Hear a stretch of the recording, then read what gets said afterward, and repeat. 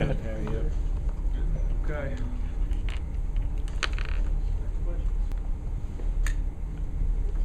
We've spent a couple of weeks asking about, how do you prepare a quarterback. It looks like O'Connor's been started last week. It looks like he's been playing most of the game, but do you prepare for both? And what do you see, in Michigan State at the quarterback position? Well, he could be the one playing, but if he's not, I don't think their offense changes a whole lot. I think the preparation is going to be pretty much the same, regardless of who's behind center. They're very, very diverse offense. A lot of formations, a lot of motions, a lot of shifts. Equally balanced in terms of being able to run and throw it. And I don't think that the play selection is necessarily going to change regardless of who's back there. So we'll go with that thought in mind at this point. How much do you think a week of rest, how big of a difference was that for your linebackers? It seemed like they were more ready to go this week. Well, yeah, we put in a good hard week of work in the bye week, and that doesn't necessarily mean hitting, but in terms of repetition, so we get good recognition of formations and plays. We did get a lot of that good work in the bye week, and certainly that factored into how well we reacted to things that we saw in the game. And I think particularly for the Mike and the Will, probably the front seven in its entirety, probably as well as we played against the run, with the exception of 2 plays in this last game against Indiana. Jay, both you and Coach Ash mentioned after the game the lack of wins on 50-50 balls downfield. Coach Ash just mentioned it again. This week, anything you guys could do? Is there a specific drill you add to practice to work on more of those? How do you, because it seems like kind of a niche thing, how do you guys practice winning more of those 50-50 balls? Well, all you can do is continue to put them in those situations and make sure that they understand on those throws the technique that they're supposed to use down the field, and it depends on where you're at relative to the receiver. Just make sure that the guys understand what technique we want. 50-50 balls are called 50-50 balls for a reason, I guess. Both guys go up and have an equal shot. Sometimes you win, sometimes you don't. And up until Saturday, we'd won our fair share of those and more, in my opinion, but it didn't work that way Saturday. So we just got to go back and really, the main thing, I guess, from my perspective is to reinforce the confidence that we have in those guys, because they have played well and they have been consistent.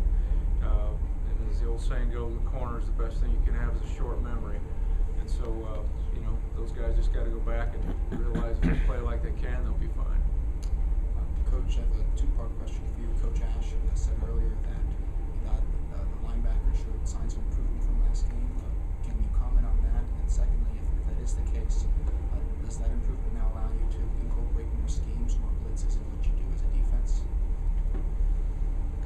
I had a little bit of trouble hearing you there, but I think I got what you said. Just go ahead one more time. Okay, so Coach Ash talked about the linebackers showing improvement this past game against Indiana. Right. Could you comment on that? And also, if that is the case, does that allow you now to incorporate more schemes and blitzes into your defensive packages? Well, I agree with his assessment. I think that was the best game that they have played so far this year, and hopefully they continue to improve and progress from there. It was encouraging to see. I think you have to be really careful with adding a lot of new defense week to week. Particularly the Michigan State is a perfect example, because while Indiana was a lot more stationary, if you will, with their formations, there weren't as many because of their tempo. They don't like to trade motion and shift. It just doesn't fit in with the tempo game, that style of play. You go into the Michigan State week, now you got people moving around all over the place. So if you add more defense in an already confusing preparation, then I think that's a recipe for disaster. So we'll keep that all in mind as we put the plan together, and we'll obviously come up with what we think is best. But to your point, we're going to try to continue just to improve at what we're already doing. If there's something we can add in, with calculated thought, we'll do that. Coach, Michigan State's really been struggling this season with their discipline on offense. They lead the Big Ten in penalties, and that really killed them against Illinois this past weekend. Is there anything you could really do with your schemes or defensively that can take advantage of that, or their lack of discipline? Well, defensive football is a lot about alignment and reaction. I think once you study the formations and you figure out if there are any tips to the formations and things like that, then there's possibly some things you can take advantage of. We've gotten maybe a third to halfway into the game plan. There's a lot more that we have to really process and figure out. So I guess it's a little premature to answer that. We'll be looking at that as we move through it. Jay, in practice this week, what are you looking for from the three safeties when you decide how you want to rotate them? Consistency. That's the number one thing. I think all have shown signs of quality play, and hopefully they'll continue to do that. And hopefully all three compete really hard and make it a really tough decision. And honestly, the best scenario is they all play well enough and practice well enough that they're ready to contribute and do contribute. I think if you get them all, some reps in the game, that's going to make you better down the stretch, especially in the fourth quarter. Jay, to follow up Sam's question, with the other day with Chalky not playing much, Coach Ash just indicated he's been dealing with some injury issues. So was it a little bit of both? Was it performance and injury? I think that some of the things that have been nagging him led to what the performance issues on the field. And certainly he's played at a higher level than what he did on Saturday, and I think those two things do relate.